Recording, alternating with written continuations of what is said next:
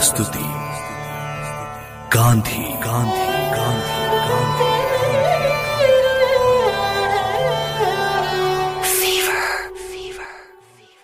General smut ने शर्त रखी कि रजिस्ट्रेशन कराओ तो मैं काला कानून रद्द कर दूंगा, और बापू ने सत्याग्रह रोककर लोगों से अपील की कि वो अपनी मर्जी से रजिस्टर करवाएं।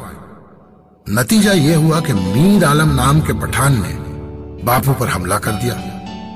बापू बुरी तरह से घायल हो गए, पर जब उन्हें होश आया तो उनका पहला सवाल था,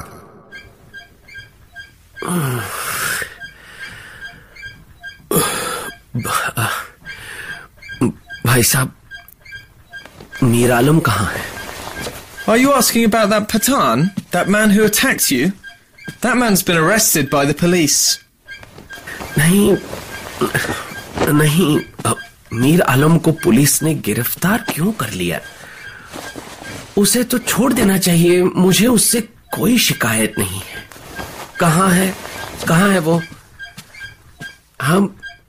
मैं उससे मिलना चाहता हूँ। बताइए कहाँ है वो? Oh, Mr. Gandhi, the doctors advised you to rest. Don't be afraid. I myself will be your witness.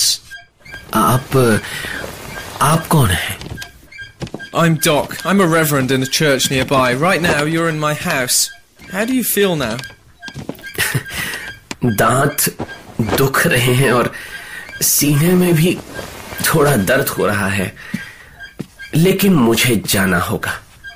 जब तक मैं रजिस्ट्रेशन नहीं करवाऊंगा, कोई तैयार नहीं होगा रजिस्ट्रेशन करवाने के लिए। Please rest. I'll call the registrar here. It'll be convenient for you. अब बापू के बारे में क्या कहूं? जिस मीर आलम ने उन पर हमला किया उसके खिलाफ उन्होंने कोई रिपोर्ट नहीं की। सत्याग्रह की परीक्षा में मेरे बापू ही पास हो सकते थे, क्योंकि उन्हें तो मालूम था कि बुरे को मत मारो, बुराई को मारो। बापू ने उंगलियों की छाप देकर रजिस्ट्रेशन करवाया और उनके साथ बाकी लोगों ने भी। बस फिर जनरल स्मट ने कानून बदल दिया and everybody lived happily ever after. काश ऐसा होता। ये देखिए गांधी भाई, गोरों ने हमको उन पर भरोसा करने के लिए क्या इनाम दिया है। क्या हुआ नायडू? एक्ट रद्द हो गया? सब आपकी तरह सीधे नहीं है गांधी भाई। उसने काले कानून की जगह एक नया कानून बना दिया है, और हम सबके लिए रजिस्ट्रेशन करवाना कंपलसरी है, बच्चों के लिए भी। पर जनरल स्मट ने तो मुझे वचन दिया था, और उस वचन को उसने तोड़ भी दिया। आपने उससे लिखवाकर क्यों नहीं लिया? नायडू, हमें अपने विरोधी पर विश्वास करना चाहिए, चाहे वो बार बार उस विश्वास को तोड़ ही क्यों न दे। पर गांधी भाई, अब हम करें क्या? सत्याग्रह, फिर से सत्याग्रह। सभी लोगों में गुस्से की आग भड़क उठी, और उसी आग में जलने वाले थे वो सभी सर्टिफिकेट्स जो जनरल स्मट ने धोखे से बनवाए थे। 16 अगस्त 1908 को बापू ने मीटिंग बुलवाई। मैंने गवर्नर को लेटर लिखा है, लेकिन वो लोग नया कानून रद्द नहीं करना चाहते। क्यों नहीं करेंगे?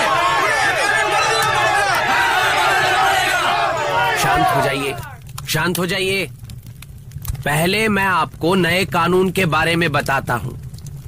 अब सब एशियंस के लिए रजिस्ट्रेशन करवाना कंपलसरी होगा, और बंधुआ मजदूरों को छोड़कर किसी भी नए एशियन को यहां आने की मनाही होगी। हटाओ ये कानून!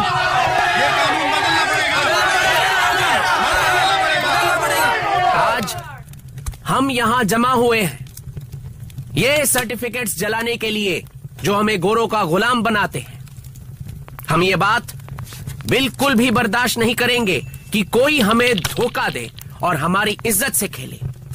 जो भी अपने सर्टिफिकेट जलाना चाहे वो आगे आए। गांधी भाई। मीर आलम, क्या अब भी मुझसे नाराज हो? ओए, क्यों शर्मिंदा करता है गांधी भाई? ओए, तुम पर वार करके मैं बहुत शर्मिंदा हूँ। वो बहुत बड़ी गलती हो गई हमसे। खुदा के वास्ते माफ कर दो गांधी भाई, माफ कर दो हमको। ना ना ना ना ना, तुम माफी मत मांगो मीर आलम। तुमने वही किया जो तुम्हें सही लगा। मुझे तुमसे कोई शिकायत नहीं। गांधी भाई, और सबसे पहले हम अपना certificate जलाएगा।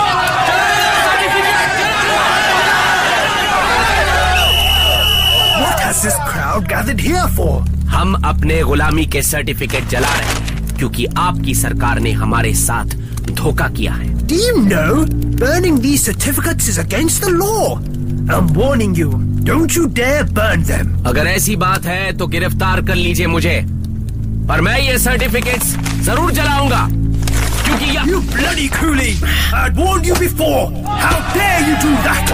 Officers, arrest them and put them all behind bars. दुश्मन पे भी भरोसा हो, शत्रु पे विश्वास, कुंजी यही है बापू की, जो सत्य के थे साथ, जो सत्य के थे साथ।